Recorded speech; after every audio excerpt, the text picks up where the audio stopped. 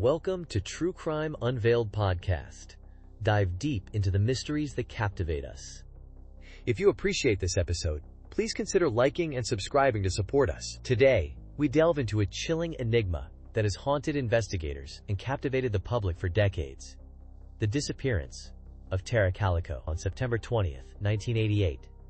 Tara, a vibrant 19-year-old, vanished without a trace while on her customary bike ride near her home in Belen, New Mexico. She was never seen again, leaving behind a void in her family's lives and a perplexing puzzle for law enforcement. The case is shrouded in uncertainty, with few concrete leads and a plethora of unsettling theories.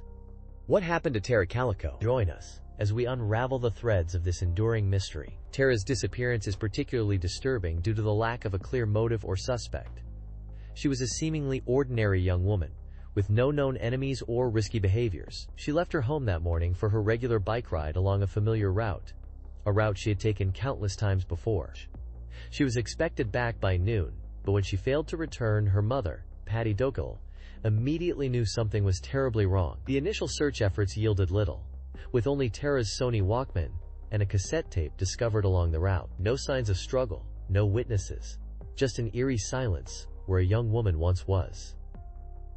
This absence of evidence makes the case even more perplexing. The mystery surrounding Tara's disappearance deepened months later with the emergence of a chilling photograph. In June 1989, a Polaroid picture was discovered in a convenience store parking lot in Port St. Joe, Florida, over 1,600 miles away from Belen. The photo depicted two individuals bound and gagged. A young woman who bore a striking resemblance to Tara Calico, and a young boy. Both appeared distressed. The woman had a distinct scar on her leg similar to one Tara had. This photograph sparked intense speculation and debate. Was it Tara? And who was the boy with her? The photograph added a new layer of complexity to the already baffling case, raising more questions than answers. Adding to the complexity is the uncertainty surrounding the photograph's authenticity. While some, including Tara's family, believe the woman in the image is Tara, others remain skeptical. Law enforcement has never definitively confirmed the woman's identity, and the boy in the picture has never been identified. The quality of the Polaroid image is grainy and indistinct, making positive identification difficult. The circumstances surrounding the photograph's discovery are also shrouded in mystery, adding fuel to the speculation. The appearance of this unsettling image, while potentially offering a glimmer of hope, ultimately plunged the investigation into further ambiguity. Less than, person one greater than. Less than, person one greater than. Before that fateful Tuesday, September 20th, 1988, Tara Calico's life revolved around the familiar rhythms of Belen, New Mexico, a small town where the desert landscape met the clear, open sky. Tara, a vibrant 19-year-old, was deeply embedded in this community. She was a student at the University of New Mexico, pursuing her passion for psychology, but always returning to her roots in Belen. Those who knew her described her as an avid cyclist, often seen gliding along the quiet roads, her blonde hair catching the sun. Her mornings often began with tennis matches with her mother, Patty Doyle. They would meet on the local courts, the rhythmic thwack of the ball echoing through the crisp morning air, their laughter mingling with the calls of desert birds. These moments painted a picture of a close-knit mother-daughter relationship, a bond that would become central to the unfolding mystery. Imagine the tranquility of those mornings, the warmth of the sun, and the shared joy of the game. It was a world away from the darkness that was soon to descend. Belen, back then, was a place where doors were left unlocked, and neighbors knew each other's names. A town where the biggest events were high school football games and the annual county fair. It was a place where the stark beauty of the New Mexico landscape fostered a sense of community, a shared appreciation for the vastness and quietude. Tara, like many young people in Belen, thrived in this environment. She worked part-time at a local bank, her colleagues remembering her as responsible and cheerful, always ready with a smile. After work, she would often join friends at the town's small diner, sharing stories and dreams over milkshakes and fries. Evenings were often spent at home, listening to music or reading, the quiet punctuated by the chirping of crickets and the distant howl of coyotes. This was the backdrop of Tara's life, a tapestry woven from ordinary moments, shared experiences, and the comforting predictability of small-town life. It's crucial to understand this context, to appreciate the stark contrast between the peace of Belen and the horror that was about to unfold. Tara's life was interwoven with the landscape, her daily routine marked by the predictable beauty of the desert. She was a creature of habit, her cycling route meticulously planned, the same stretch of New Mexico State Road 47 she traversed almost daily. She loved the freedom of the open road, the wind in her hair, the sun on her face. This route, usually a source of joy and liberation, would become the scene of her disappearance, a chilling juxtaposition of the ordinary and the extraordinary. That Tuesday morning, she left her home, her Walkman tucked into her waistband, a mixtape playing, oblivious to the fact that this seemingly routine ride would become the focal point of a decades-long mystery. The image of her cycling along that empty road, the music in her ears, the sun glinting off her bicycle, is a haunting reminder of the fragility of life, the abrupt transition from normalcy to the unknown. Witnesses later confirmed seeing her cycling along Highway 47 that morning, a familiar figure against the backdrop of the desert. She was dressed in her usual cycling attire, a white t-shirt and bright turquoise shorts. Some recalled seeing a white pickup truck trailing her, a detail that would later become a point of intense scrutiny and speculation. These fleeting glimpses of Tara, seemingly ordinary moments captured in the memories of passers-by, would become crucial pieces of the puzzle, fragments of a narrative fractured by the sudden, unexplained vanishing of a young woman from her familiar world. The image of the white truck, etched in the minds of those witnesses, continues to fuel speculation and theories, a persistent question mark in a story filled with unanswered questions. In the summer of 1988, Tara Calico, a vibrant 19-year-old, vanished without a trace during a bike ride near her home in Belen, New Mexico. The route, a familiar path she often cycled, wound through quiet, sun-drenched landscapes, a scene seemingly far removed from the sinister events about to unfold. Witnesses recall seeing Tara pedaling along Highway 47, seemingly carefree, unaware of the lurking shadow that would soon engulf her world. Her turquoise bicycle, a splash of color against the muted desert hues, was later found discarded by the roadside, a silent testament to the abrupt interruption of her morning ride. This seemingly ordinary day harbored a darkness that would baffle investigators for decades, transforming a tranquil scene into the backdrop of a haunting mystery. The stark contrast between the serene setting and the sudden disappearance is precisely what makes the Tara Calico case so unsettling. The tranquility you describe, the image of Tara cycling through familiar territory, adds a layer of unsettling normalcy to this case. It emphasizes the randomness, the sheer unpredictability of her disappearance. One minute she's enjoying a leisurely bike ride, the next she's gone, vanished into thin air. This adds to the chilling nature of the mystery. The discovery of her bicycle, as you pointed out, only deepens the enigma. Was it dropped in a panic? Was she forced off the road? Or did she stop voluntarily, perhaps encountering someone she knew? The abandoned bicycle, like a solitary clue on a vast canvas, becomes a focal point in the investigation, a silent question mark amidst the growing uncertainty. The lack of other physical evidence at the scene only adds to the puzzle, creating a chilling void where answers should be. Precisely.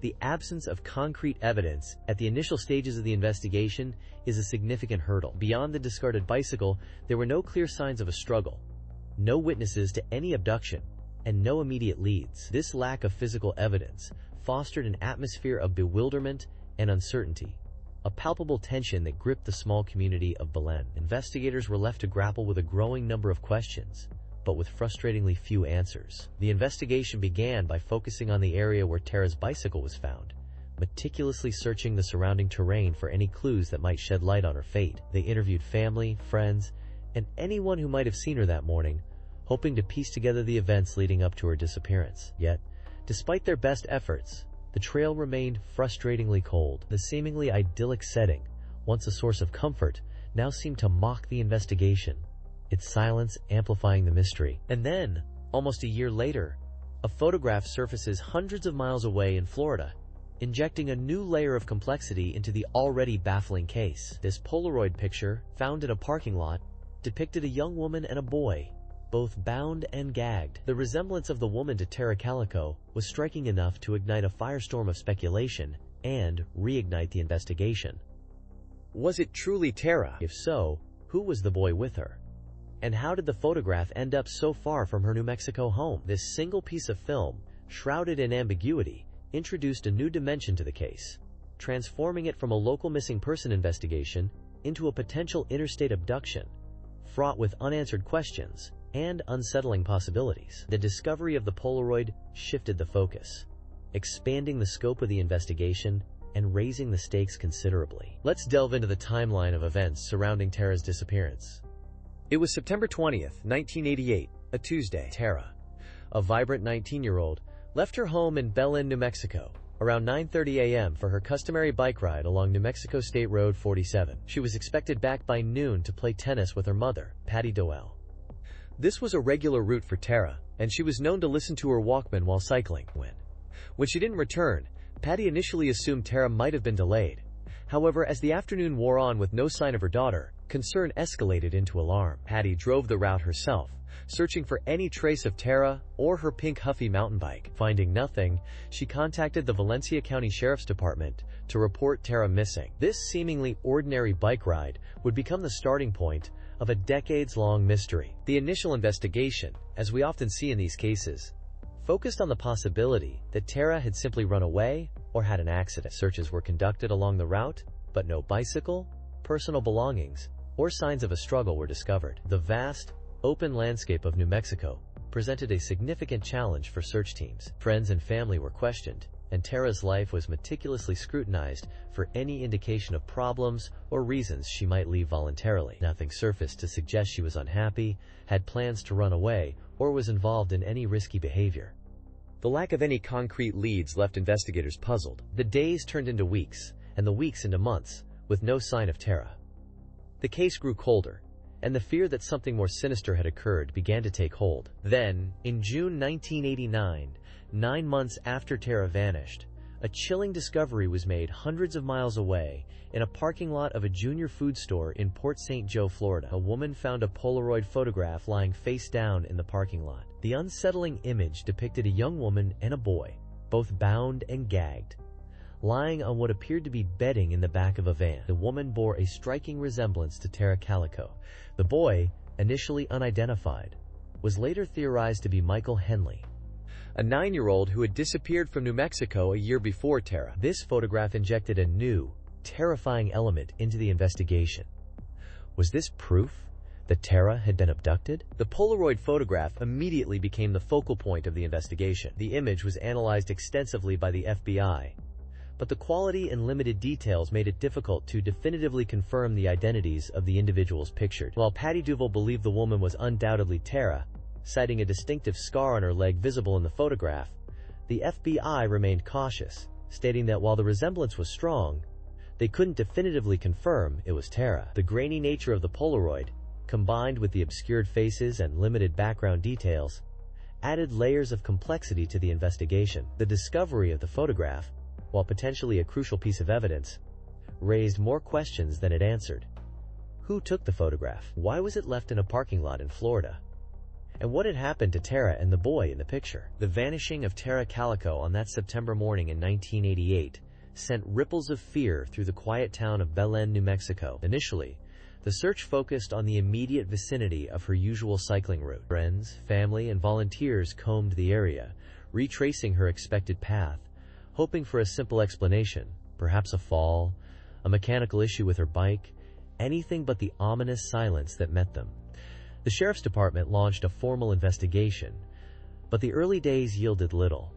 Tara's pink Huffy bike, a key piece of evidence, was never found. No witnesses came forward with concrete information. The lack of any trace of Tara, combined with the unsettling absence of her bicycle, quickly transformed the initial concern into a gnawing dread that something far more sinister had occurred. The image of Tara, young, vibrant, and full of life, setting out on what should have been a routine bike ride, now hung heavy over the community, a stark contrast to the growing uncertainty and fear. The initial assumption, fueled by the lack of any immediate evidence of foul play, was that Tara might have simply gotten lost or perhaps suffered an accident. However, those close to her quickly dismissed this theory.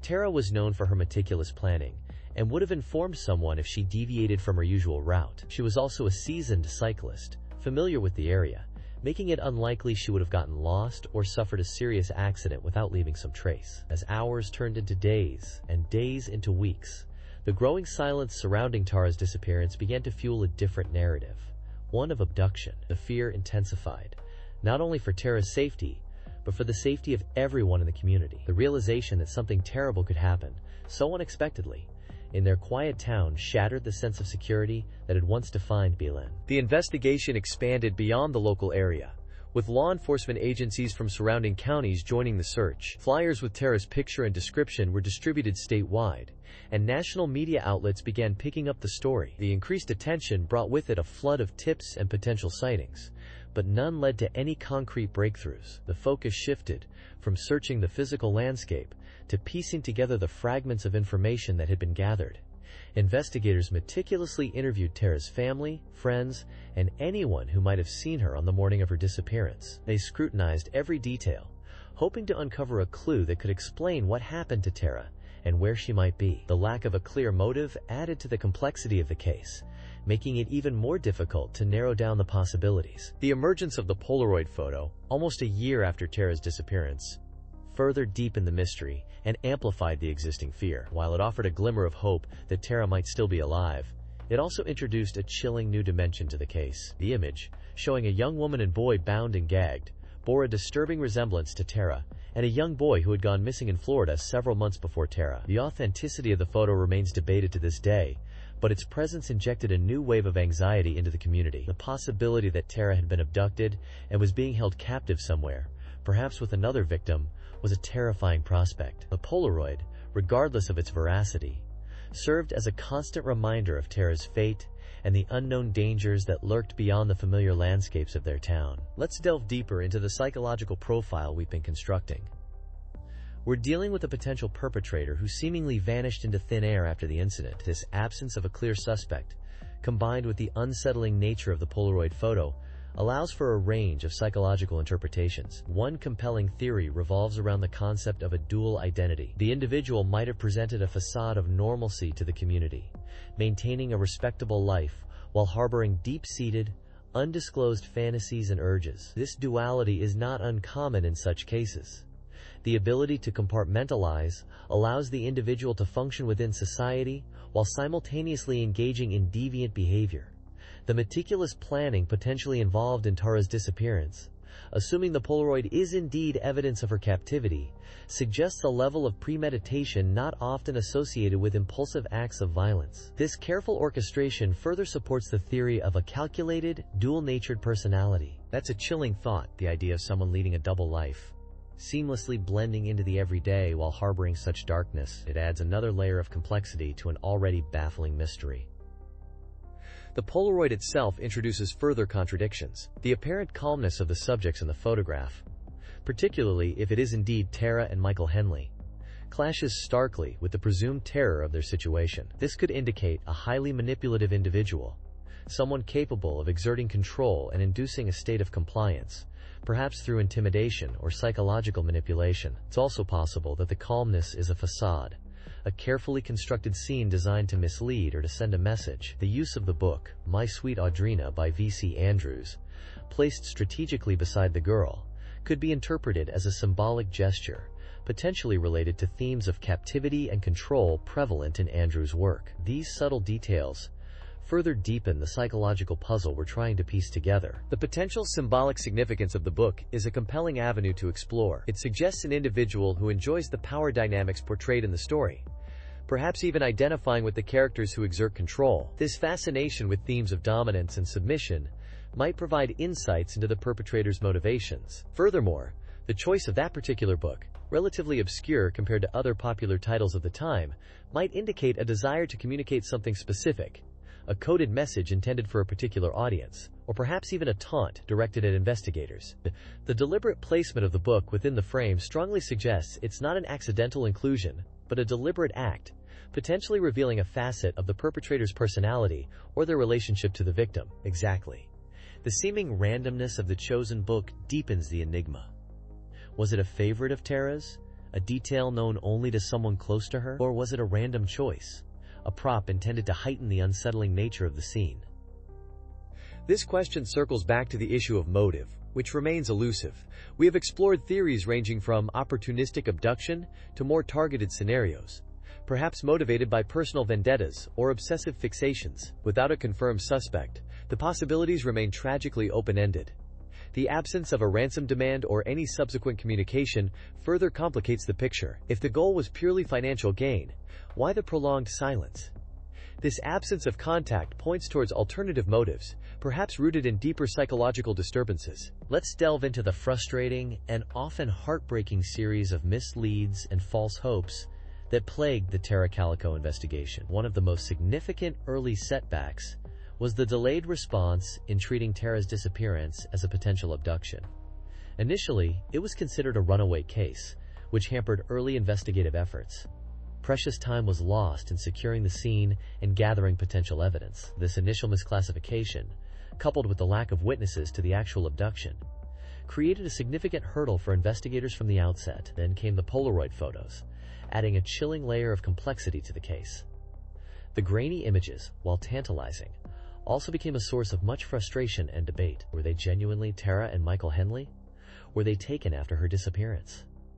These questions haunted investigators for years. The emergence of these photographs undoubtedly shifted the direction of the investigation. While they presented a potential visual record of Tara and possibly Michael Henley after their disappearance, they also opened the door to a wave of false leads. People came forward claiming to have seen individuals resembling the figures in the photo in various locations. Law enforcement followed up on each tip, often investing considerable resources only to find dead ends. This drain on manpower and resources ultimately pulled the investigation in multiple directions, possibly diverting attention from more crucial evidence. The ambiguity surrounding the photographs also fueled rampant speculation and numerous theories, some outlandish, further clouding the investigation. It's a stark reminder of how potentially crucial evidence can become a double-edged sword in high-profile cases. The agony experienced by Tara's family was further compounded by what can only be described as cruel taunts. A cassette tape surfaced, purportedly containing a recording of Tara and Michael Henley in captivity,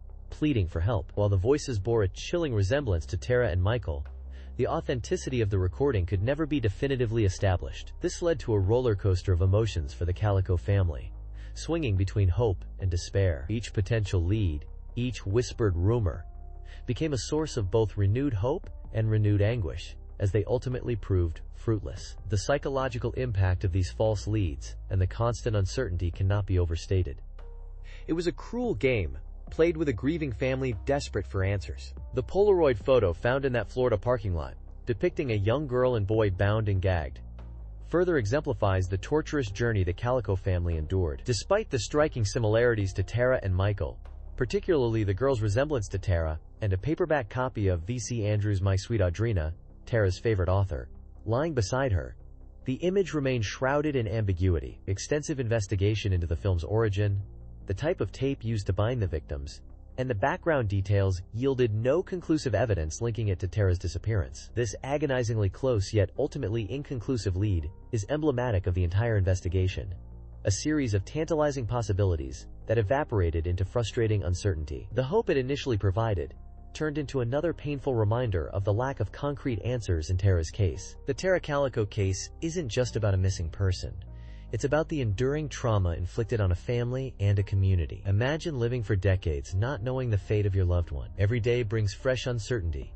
Every phone call could be the one that provides answers or delivers another crushing blow. Tara's mother, Patty Doyle, dedicated her life to searching for her daughter, chasing down every lead, however improbable. The constant hope, mingled with despair, must have been an almost unbearable burden to carry. The Polaroid photographs, while adding a layer of mystery, also became a source of constant renewed anguish. Did they genuinely depict Tara? If so, what did they mean? These questions haunted the family for years, adding to their already immense suffering. Absolutely. The psychological impact of such a case ripples outwards. The not knowing, the ambiguity, it breeds fear and mistrust. In Valencia County, where Tara disappeared, a sense of vulnerability settled over the community. Parents became more protective. Children's freedom was curtailed. The idyllic image of a safe, close-knit community was shattered. This case resonated with so many people because it exposed the fragility of ordinary life. Tara's disappearance wasn't in a far-off city.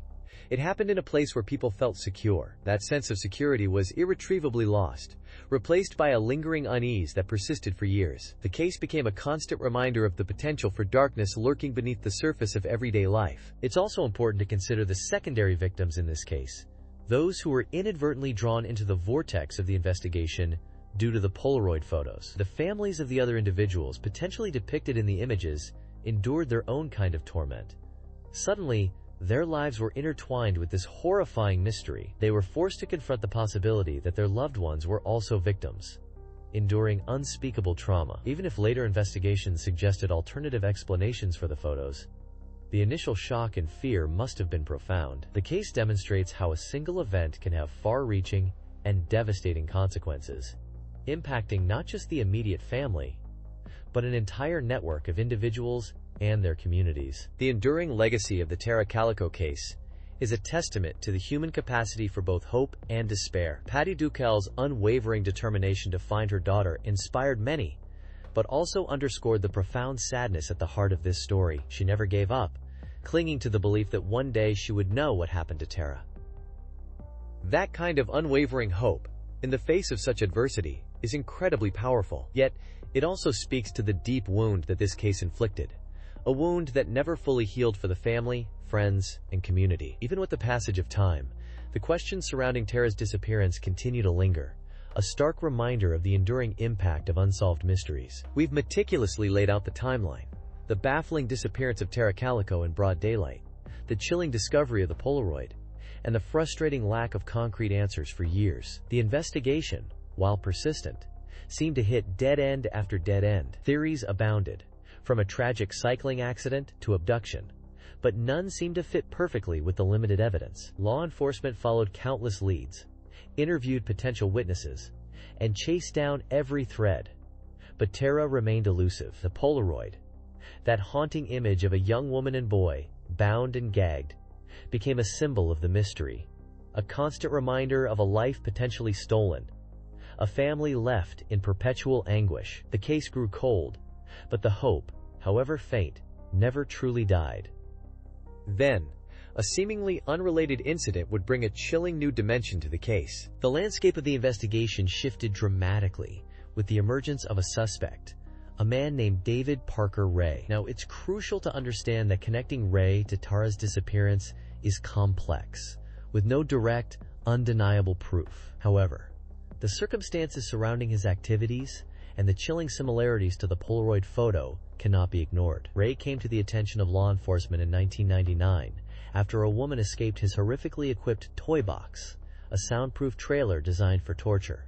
The details of his crimes are truly disturbing, revealing a pattern of abduction, restraint, and abuse. This discovery sent shockwaves through the community and brought renewed focus to unsolved disappearances in the area, including Tara's case. The similarities between the Polaroid photo and Ray's methods were striking. The use of restraints, the gags, the seemingly terrified expressions, it all pointed towards a potential link. Investigators began to scrutinize Ray's past, his known associates, and his possible connection to Valencia County, where Tara vanished. While no definitive physical evidence directly linked Ray to Tara, the circumstantial evidence, combined with the chillingly similar nature of his crimes, painted a disturbing picture. This was a man capable of the very acts depicted in that haunting Polaroid, and while it offered a potential explanation, it also brought a renewed wave of grief and horror for Tara's family. The possibility that she had fallen victim to such a depraved individual was almost too much to bear. Ray's arrest and subsequent investigation offered a glimmer of hope, a chance to finally uncover the truth behind Tara's disappearance. Law enforcement meticulously combed through his property, searching for any trace of Tara or other potential victims. They analyzed his toy box, his tools, his writings, hoping to find a connection, a clue, anything that could place Tara in his clutches. The investigation was painstaking, the details gruesome, but the determination to find answers remained unwavering. Unfortunately, despite the extensive investigation, no concrete evidence directly linking Ray to Tara's case was ever found. He died of a heart attack in prison in 2002, taking any secrets he may have held to his grave. It's unsettling, isn't it? We've spent 10 episodes dissecting this case, examining every piece of evidence, every theory, every possible explanation, and yet we're left with more questions than answers. Tara Calico vanished without a trace, leaving behind a bicycle, a Walkman, cassette tapes scattered along the road. Then, months later, this Polaroid photograph surfaces, featuring a young woman and a boy, bound and gagged. The resemblance to Tara is chilling, but the image remains shrouded in ambiguity. Was it her? If so, who was the boy? And who took the photograph? The lack of definitive answers is a constant reminder of the mysteries that exist in the world, the unanswered questions that haunt us. The Polaroid itself is a key piece of this puzzle, and yet it raises so many more questions. The condition of the film, the specific type of tape used, the background in the photo, all potential clues, but none have led to concrete identification. Experts have analyzed the photograph extensively, comparing it to known images of Tara, examining the grain of the film, even trying to identify the location based on the background. Despite these efforts, the image remains a source of both hope and frustration. Hope that it might finally lead to answers, and frustration at its inherent ambiguity. It's a stark reminder of how a single piece of evidence can be both crucial and confounding. This case, the mystery of Tara Calico's disappearance, highlights the chilling reality that evil can exist in the most mundane of settings. A quiet morning bike ride, a familiar route, a seemingly safe community. And then, in an instant, everything changes. The possibility that someone could vanish without a trace, leaving behind so few clues, is terrifying. It forces us to confront the uncomfortable truth that we may never know what happened to Tara. The not knowing, the unanswered questions, that's what stays with you. It's a chilling reminder of the vulnerability we all share. And what about the boy in the photograph? His identity remains as much of a mystery as Tara's. Was he a local child? Someone from another state? Was he connected to Tara's disappearance? Or simply another victim of a random act of violence? The uncertainty surrounding his identity adds another layer of complexity to this already perplexing case. It's a reminder that there are other families out there, other loved ones, who may also be searching for answers, grappling with the same agonizing uncertainty that has haunted Tara's family for decades. It makes you wonder how many other unsolved mysteries are out there, hidden in plain sight. Thank you for walking with us through the shadows. The story doesn't end here. It lingers, echoing through time, reminding us that the darkest truths often hide in plain sight. Until next time, stay curious and stay vigilant. This case remains unsolved. Perhaps the truth is still out there.